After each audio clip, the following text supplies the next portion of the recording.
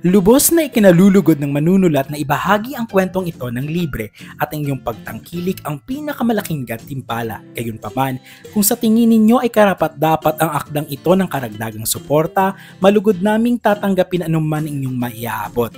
Maaari po inyong gamitin ang QR code o ang bank account details na makikita ninyo sa inyong screen.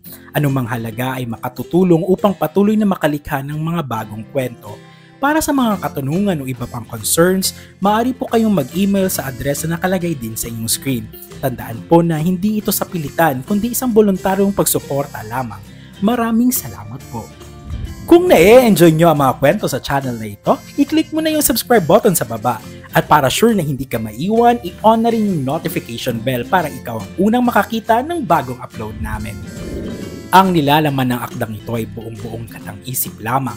Lahat ng pangalan ng tauhan, mga lugar at pangyayaring inilarawan ay mula sa malikhaing imahinasyon ng manunulat. Kung mayroong mang pagkakahawig sa pangalan ng tao, lugar o insidente sa tunay na buhay man o yumao, ito ay hindi intentional at isa lamang purong nagkataon. Nabalitaan na rin sa maitim na gubat na naghahanda na ang mga engkanto sa digmaan, kaya naman lahat ng sundalo ng kadiliman ay handa na. Napakarami ng mga ito, halatang malalakas ang kanilang puwersa sa pamumuno ni Tigmadaragit. Samantala, bumisita ulit si Tigmadaragit kay Haring Tigmaya na ngayon ay nakatanaw sa malawak na kadiliman mula sa balkonahe ng silid. Nilapitan ng Panginoon ng kadiliman si Haring Tigmaya. "Kumusta, mahal ko?" tanong ni Tigmadaragit. Ang boses ay malamig at wala nang naririnig na anumang bakas na nanggaling kay Dr. Al. Lumingon si Haring Tigmaya kay Tigmadaragit. Ang tingin ay puno ng pagtanggi. "Hindi mo ako mahal at hindi na ikaw si Dr. Al, kaya tumigil ka," mariin niyang wika. Gumamit agad ng kapangyarihan si Tigmadaragit at pinalapit si Tigmaya sa kanya. Inilapit ni Tigmadaragit ang kanyang mukha sa hari ng mga elfo. "Kaya mo bang panindigan ang sinasabi mo, alipin?" Matalim niyang tanong.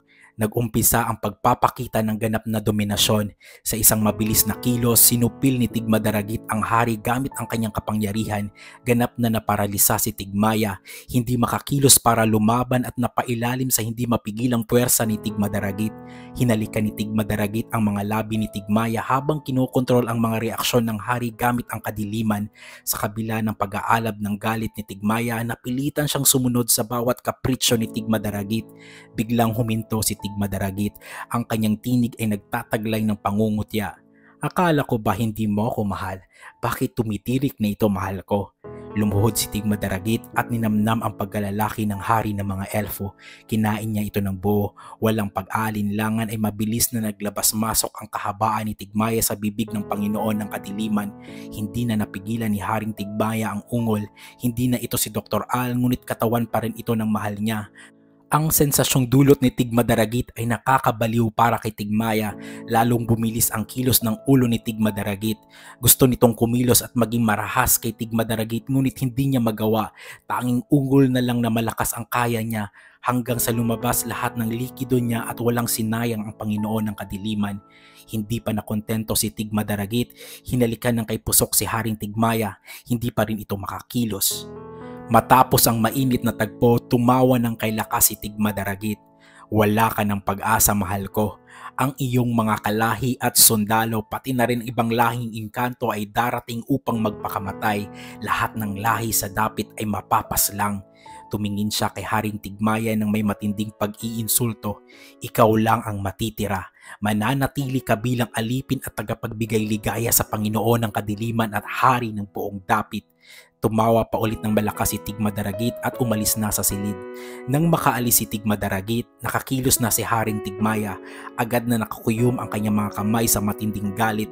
Ang pagmamahal niya kay Dr. Al ay unti-unting nawawala sa bawat sandali ng pang-iinsulto at kasamaan nito. Ang pagmamahal ay tuluyan ng napalitan ng ngit-ngit. Nagsimula na ang digmaan, milyon-milyong engkanto ang naglakad at ang iba ay sumakay ng kabayo at iba pang hayop patungo sa madilim na gubat. Kung milyon-milyon ang bilang ng mga engkanto, doble naman ang puwersa sa panig ng kadiliman. Kayang padoblehin ni Tigmadaragit ang bilang ng kanyang mga sundalo gamit ang kanyang kapangyarihan. Ang katotohanan ay kahit hindi na siya gumamit ng sundalo, isang kumpas lang ay matatalo at mapapaslang na niya ang mahihinang mga engkanto. Mahihirapan lamang siya ng kaunti sa mga orko at elfo dahil sa kanilang likas na lakas at kapangyarihan. Ngunit hindi iyon ang nais ni Tigmadaragit. Gusto niya lang maglaro at pahihirapan niya ang mga engkantong ayaw sumunod sa kanya. Nakarating na ang pinagsamang hukbo ng engkanto sa madilim na gubat. Sinalubong ng nagiinit na sigaw ang pasimula ng labanan. Para sa dapit, sugod! Ang matinding sigaw ni Haring Madaragit na sinundan ng malakas na dagundong ng kanyang hukbo.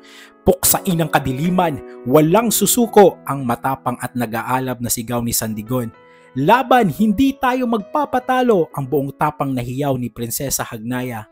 Kasabay ng mga sigaw na iyon, tula ng baha, dumadaloy ang milyon-milyong engkanto patungo sa kadiliman. Sa kabilang panig, doble ang bilang ng mga sundalo ng kadiliman, mga itim na anino at nilalang na nag-aalab sa itim at lilang enerhiya ang sumalubong sa kanila.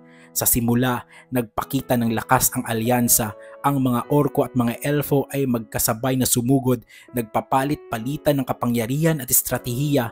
Ang mga malalaking kapre ay nagsilbing harang laban sa unang pagsalakay, habang ang mga tikbalang ay umiikot, pumuputol ng mga hanin ng kalaban. Ang mga diwata ay walang tigil na naghatid ng pagpapagaling, subalit mas mabilis ang pagbagsak ng mga kaalyado kaysa bilis ng kanilang pagtulong. Dahil sa labis na dami ng puwersa ng kadiliman, unti-unting nagagapi ang mabubuting engkanto. Ang mga nuno ay nagpapakita ng kanilang kapangyarihan, subalit hindi nakita ng mga nakaitim na kalaban. Ang mga ito ay tumagos at sinipsip ang enerhiya ng mga nuno bago pa man sila tuluyang makapagbigay ng matinding pinsala. Ang mga sundalo ng lamang tubig ay natuyo ang kapangyarihan habang lumalapit sila sa lupain ng kadiliman, tila sinisipsip ng maitim na gubat ang kanilang buhay. Si Sandigon ay nakipaglaban ng walang tigil.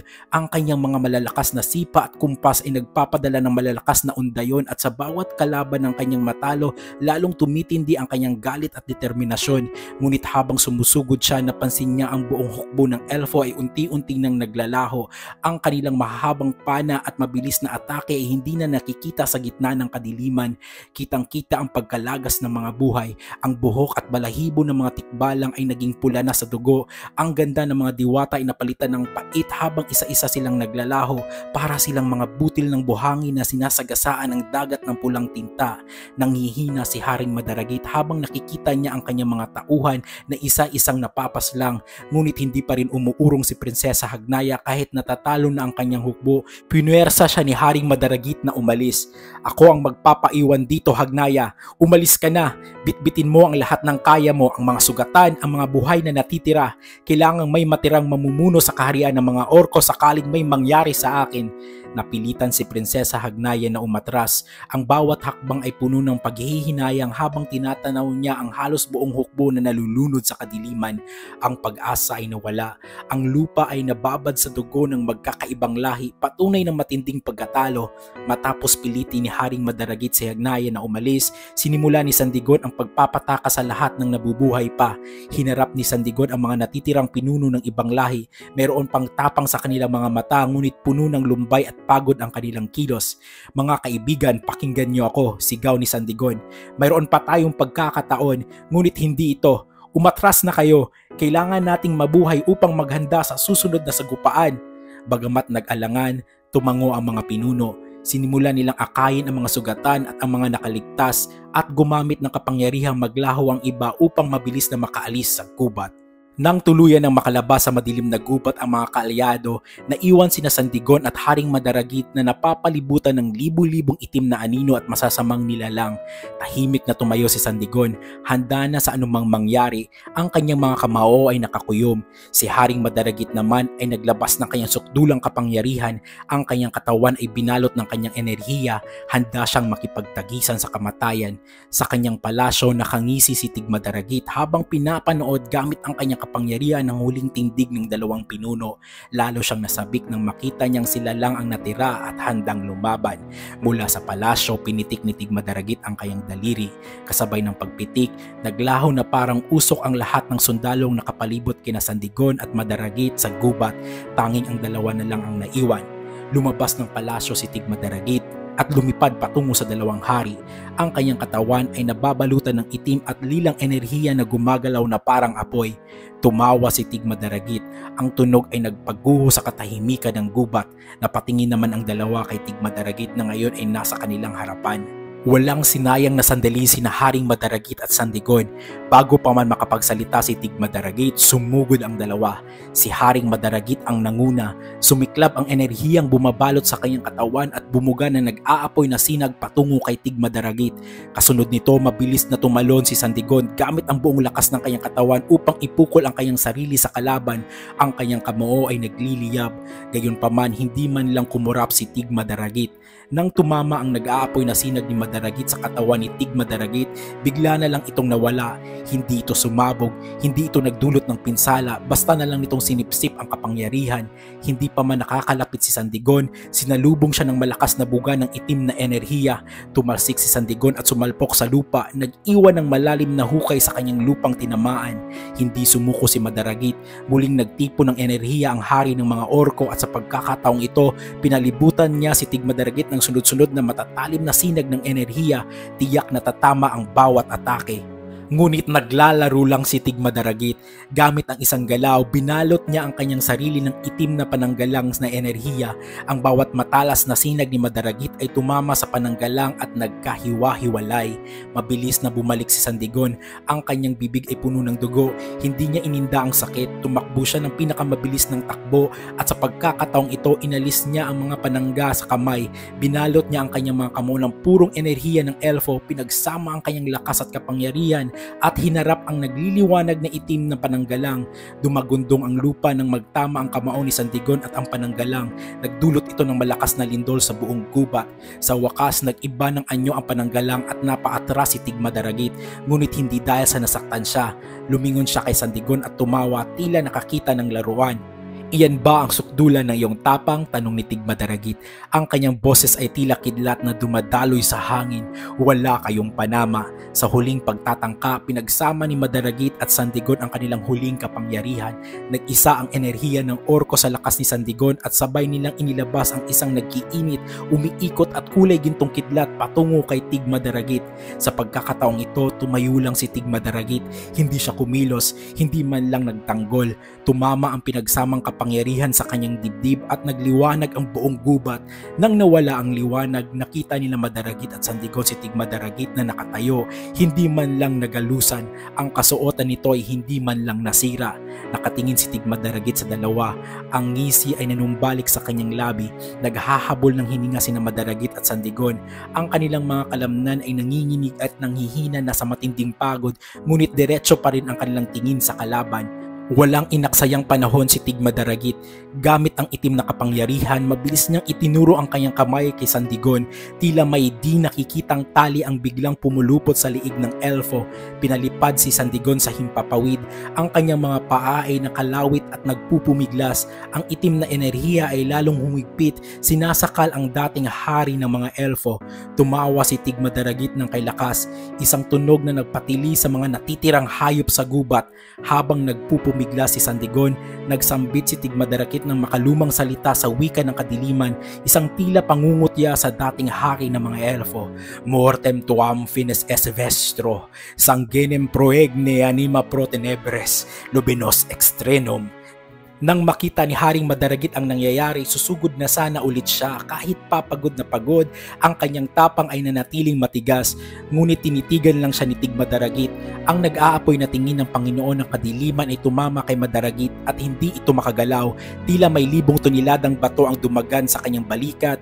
Inalis ang lahat ng lakas at kakayanang kumilos. Sa himpapawid na lalagutan ng hininga si Sandigon, ang kanyang mga mata ay nanlalaki at ang kanyang mga kamay ay pilit na inaabot ang itim na enerhiyang sumasakal sa kanya. Bigla, isang buga ng purong puting liwanag ang tumama mula sa kalangitan. Ang malakas na maliwanag na kapangyarihan ay direktang tumama kay Tigmadaragit. Ang lakas ng pagtama nito ay nagdulot ng isang matinding pagsabog na yumanig sa buong gubat.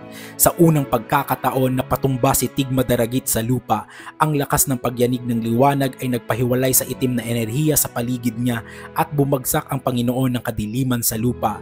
Kasabay ng pagbagsak ni Tigmadaragit, nabitawan naman ng kapangyarihan niya si Sandigon. Ang dating hari ng mga elfo ay bumagsak sa lupa ng hihina. Nang nawala ang liwanag at usok, tumambad sa paningin ni Madaragit at Sandigon ang bagong pwersa na dumating. Nakatayo sa tuktok ng isang matayog na bato ang isang elfo.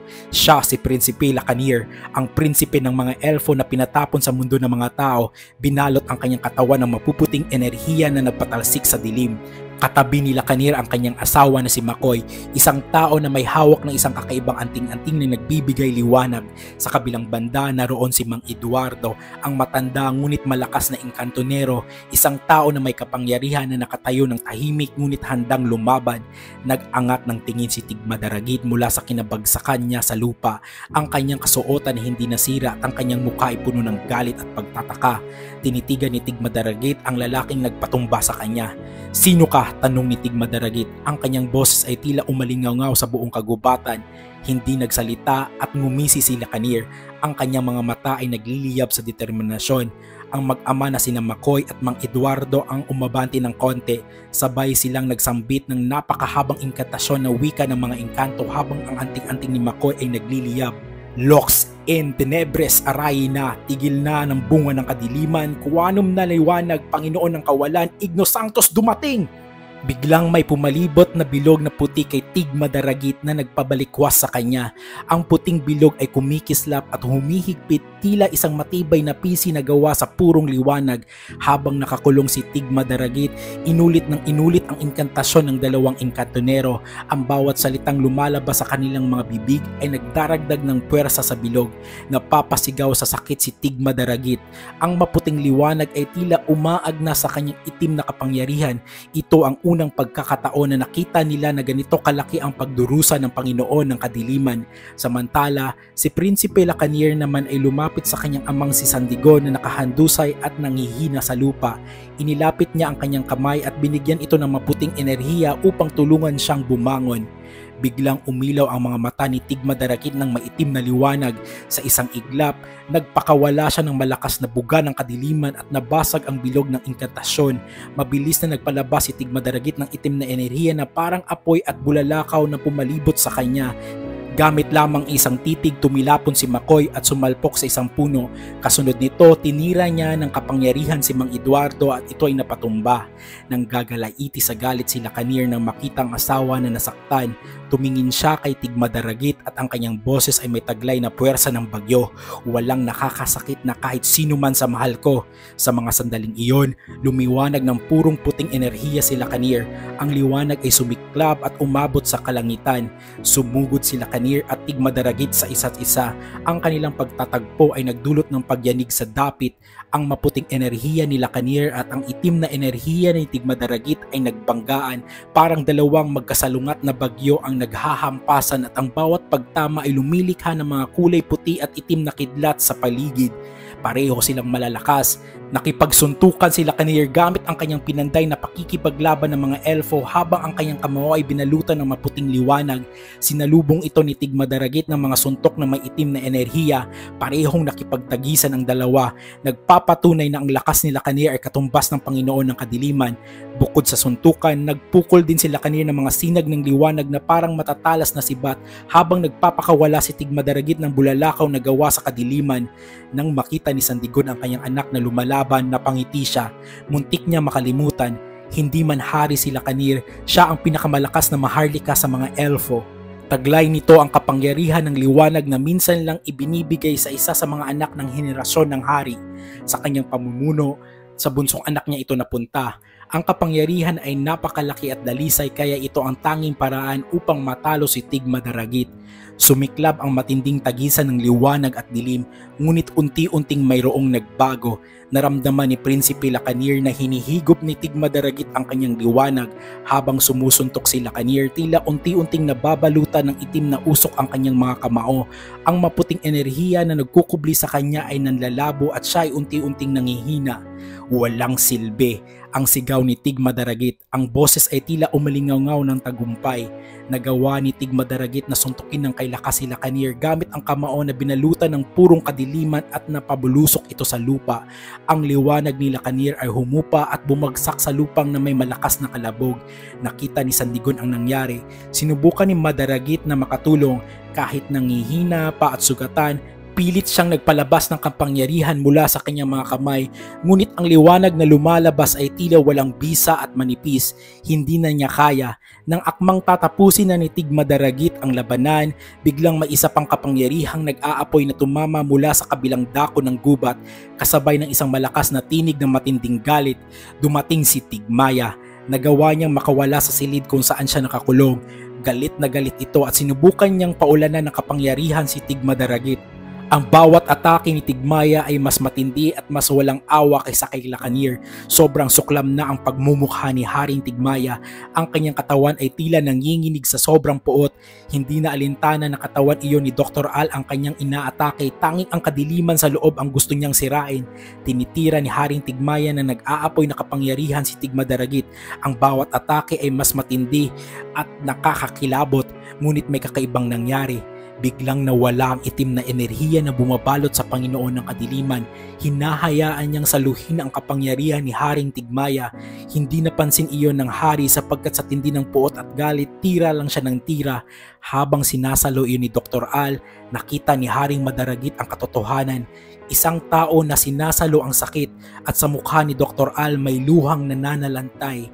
"Dr. Al!" bulong na sabi ni Haring Madaragit. Mabilis siyang tumindig at sumigaw ito kay Haring Tigmaya sa abot ng kanyang lakas. "Pakiusap, itigil mo si Dr. Al!" Hindi pa rin tumigil si Haring Tigmaya. Ang kanyang puot ay mas malaki kaysa kanyang pag-iingat. Gamit ang lahat ng nalalabing lakas sa kanyang katawan, tumakbo si Haring Madaragit. Walang pananggalang, hinarap niya ang sarili at siya ang sumalo ng kapangyarihang tinira ni Haring Tigmaya. Sa lakas ng pagtama, napatilapon ito at bumagsak sa lupa. Nagulat ang lahat, pati na si Haring Tigmaya sa ginawa ni Haring Madaragit. Sa wakas, napahinto ito sa pag-atake. Tumingin si Tigmaya sa direksyon ng dating kinalalagyan ni Tigmadaragit at nakita niya na paluhod din ang Panginoon ng kadiliman. Ngunit ang napansin niya ngayon ay wala na ang itim na kapangyarihang bumabalot dito. May konting liwanag na kumikislap-kislap sa tiyan nito. Maya-maya nagsalita ito. "Pakiusap, Haring Tigmaya, huwag mo nang patagalin. Hanggang kaya ko pang labanan ang dilim at hindi pa ako nasasakop, paslangin mo na ako. Gusto ko ikaw ang pumaslang sa akin." Siya si Dr. Al na umiiyak at nahihirapan na tila masakit ang katawan at nilalabanan anumang puwersang gustong lumabas. Sa harapan na naghihirap na minamahal, napaluhod naman si Haring Tigmaya. "Mahal ko, patawad, di ko sinasadyang saktan ka." Ang sagot ni Tigmaya puno ng pagsisisi. "Sige na Tigmaya, bago pa mahuli ang lahat, nakikiusap ako." Si Dr. Al na umiiyak. Maya-maya, nagsimula nang magpalabas ng panakanakang itim na enerhiya si Dr. Al mula sa kanyang katawan at lalong nahihirapan. Ang kaunting liwanag na kumikislap sa tiyan niya ay unti-unting nawawala.